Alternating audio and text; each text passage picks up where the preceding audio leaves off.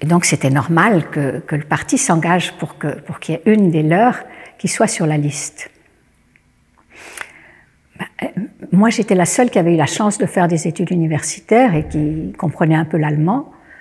Donc c'était assez normal qu'on demande à moi. Alors, mes camarades ont beaucoup insisté, il fallait quelqu'un sur la liste. Les autres partis, c'était une bonne guerre, ils avaient tous des femmes avec un joli pédigree, donc j'étais à leurs yeux la candidate idéale.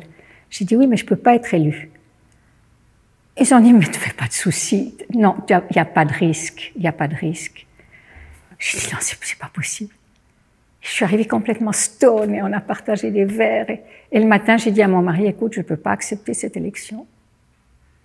Il m'a dit, il n'en est pas question. Tu as été élu. Eh bien, les enfants, on assumera. Et il m'a poussée et il a assumé les enfants. Voilà.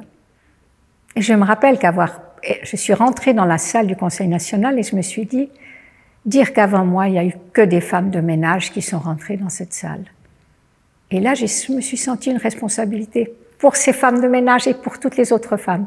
Tout à coup, je me suis dit, ben oui, on n'est pas nombreuses, tu es là, tu es une de ces femmes, c'est pas normal, mais tu es une des leurs, donc tu vas essayer de faire ça avec dignité, c'est elle que tu représentes. On vivait dans un monde masculin.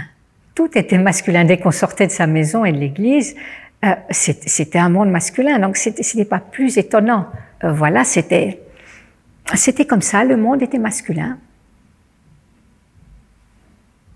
Et on nous appelait Madame le conseiller national, d'ailleurs. Là, je m'étais un peu fâchée, on appelait à la tribune Madame le conseiller national d'Enchaîne, à la parole. Et je disais non, je m'excuse, il faut mettre au féminin. Ah non, ça n'existe pas, regardez-le. Ouais.